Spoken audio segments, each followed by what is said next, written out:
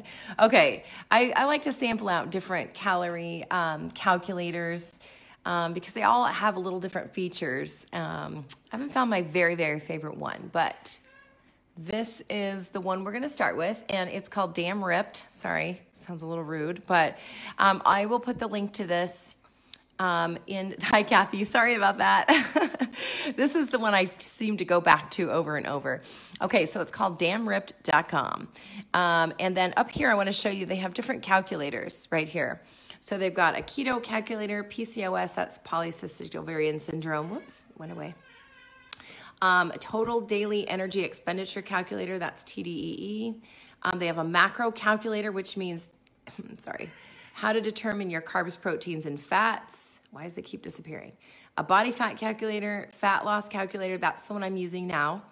Calorie deficit calculator, a weight gain calculator, and an intermittent fasting calculator, which could be pretty interesting for those of you. We're going to learn about intermittent fasting toward the end of our time together.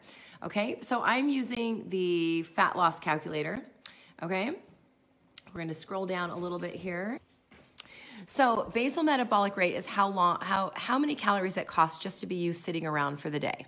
Okay, total daily energy expenditure is that figure. Charlie, down. Get down. Charlie, good girl. Plus your activity levels, okay? So we will start here. This is fat calculator version 4.0. We're going to enter our information. We've got female of 48. I know. Hard to believe. Just kidding. We're going to enter our height. Can you guys see this okay? It's put today's date in here. My goal weight, let's say, is 135. Oops, I forgot to put my current weight right here, is 139. I'm just putting 135 so that you can see what it looks like when it gives us a goal of fat loss, okay? So I entered in this my current weight. This is the weight at my goal weight. And then for calorie deficit, we're gonna use the suggested 20%. Now, me personally, being so close to my goal weight, just like 4 pounds away, I would probably reduce less. So the more weight you have, Laura, that's cute. The more weight you have, the more calorie deficit you can get away from. So I'm going to tap this so you guys can see. We have 20% is suggested, 25% is aggressive, and I like that they do this.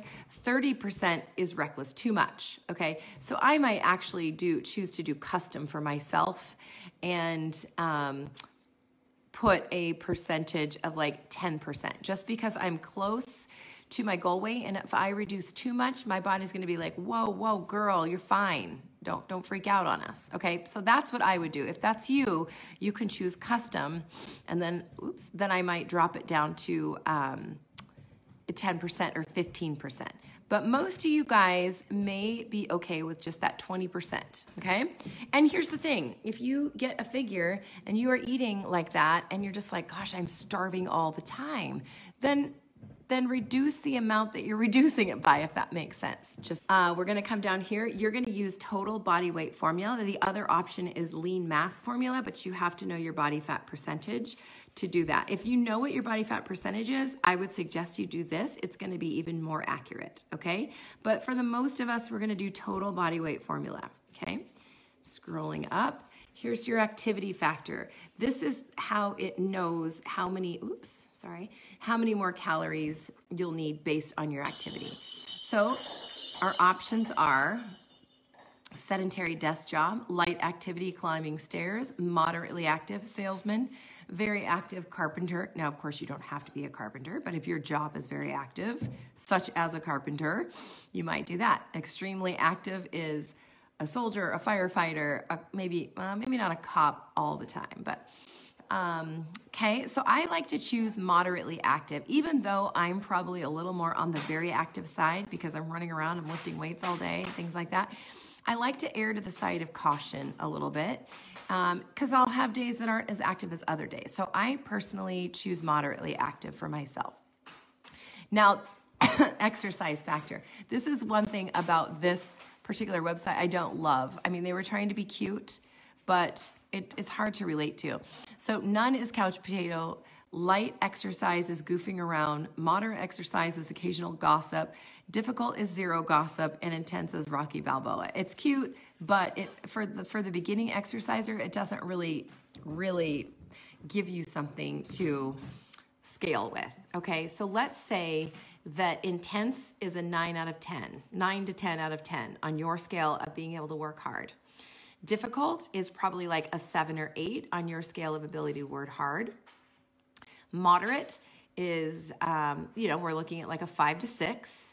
Light is 3 to 4, and then couch potato is 0, is basically getting out of bed every day, right? Okay, so I'm gonna put moderate, well, I'm gonna put difficult for myself, okay? Because I've got difficult workouts and I'm, running around the gym all the time. Okay, so then I'm gonna hit calculate. It's gonna work my magic. So then we go to results. One thing I like about the site is that many of the sites, you have to give them your email, and then they email you, and then they email you 2 million emails a day. Much like, oops, sorry, my finger. Okay, so we are not going to pay attention to the BMI score. It's pretty bogus, okay? We're not gonna pay attention to this. That's why the circle, right? So my BMR, this is, oh, I like this. I just noticed this. It gives you an explanation. So I'm just gonna read the explanation. But basically, your basal metabolic rate is the number of calories required to keep your body functioning at rest, also known as your metabolism. What it costs to be you just to wake up and lay around all day. So for me, that's 1,250 calories. Now, the more muscle you have, the higher this number is going to be because, oops, sorry guys, I keep jumping around. Because muscle is a very metabolically active tissue. So it requires more calories just laying around than fat does, okay? So for me, my total daily energy expenditure here, it's the amount of calories that I need to consume a day to maintain my current weight, okay, while exercising and performing my other activities, okay? So you guys, when you do this, read these things and process what these words mean, okay? So for me to maintain my current weight, I would need to eat 2,063 calories. But remember, fat loss is the goal, so we put a calorie deficit in there. When we went and did the calculation, I put that 20%. So 20% of 2,063, oh gosh, you guys, I'm sorry, it keeps bouncing around. 20% of 2,063 is 413 calories. So I'm going to reduce calories by 413. Then that gives me my daily calories should be 1,650 calories. Now, for myself, I know that is it's okay for me. Like 1,600 calories, I feel satisfied. I feel satiated. I have energy that I know because I keep track of these things. And I feel good on that. But if I have a really active day, I'm going to boost that up. You don't have to stick hard and fast to this figure. We have to learn to fuel our activity. So if this is my average day, and then I have a day where I go hike a super big high trail, and then I'm out doing yard work, and I'm doing housework, and I'm just running around all day, I'm gonna add a few more calories to support that extra activity, and I'm still probably going to lose weight that day because I stayed within eating fewer calories than I was burning.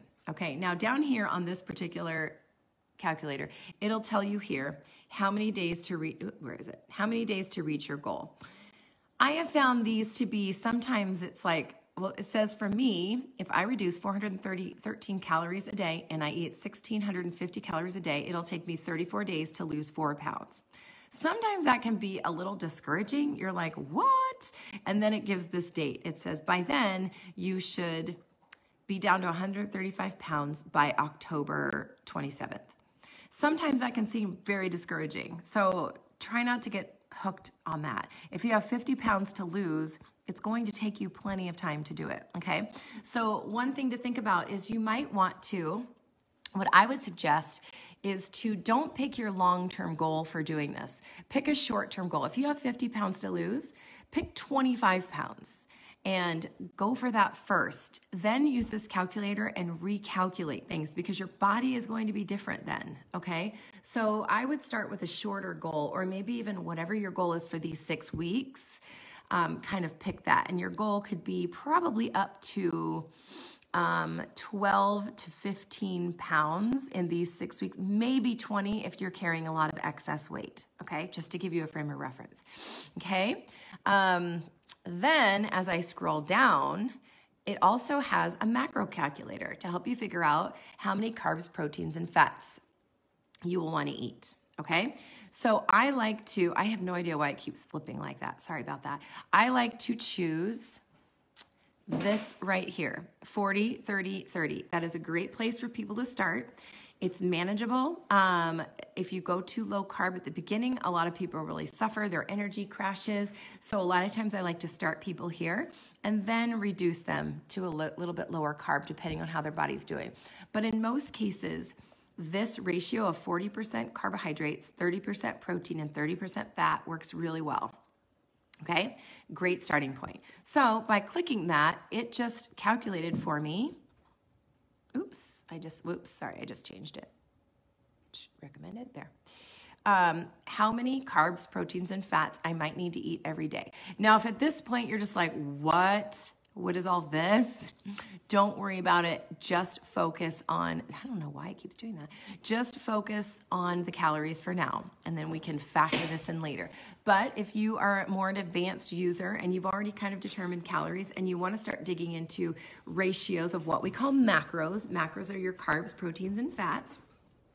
This little chart right here tells you what to do. So for me, based on my daily caloric intake of 1,653 calories a day, 165 grams of carbs is what I should take in every day. That would be 40% of my total daily calories.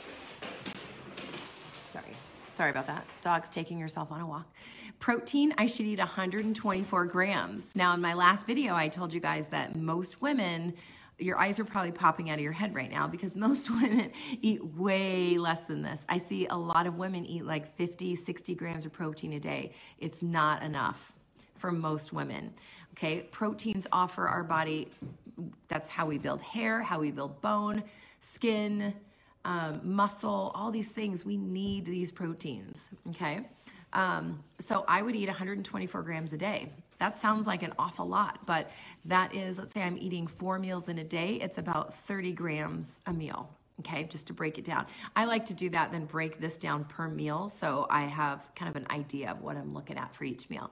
And then for me, to keep my fat around 30%, I would be eating 55 grams of fats every day. And when I said 4 meals, I meant 3 basic meals, and that leaves you room for a couple of snacks in there, okay? And then it just kind of gives you a little chart what that's gonna look like. And what else do we have? No, that takes us to the end. Okay, so I just wanted to break that down for you so that you can kind of go through and do your calculations and figure that out if that's something that you feel like you're ready to dive into. Again, as I said before, if this is just like too much and you feel like it's just bogging you down and overwhelming, just focus on eating from the meal plan and eating good food for a little bit. And then you can delve into this as you feel like you have a handle. You know, everybody's coming into this program with a different perspective and a different experience. And so I want you to take it from where you are and don't feel pressure to be where somebody else is, okay? Because we have plenty of time to step from just practicing eating clean, to step into calculating your calories, to step into counting your macros, okay? So that's what I want you to know.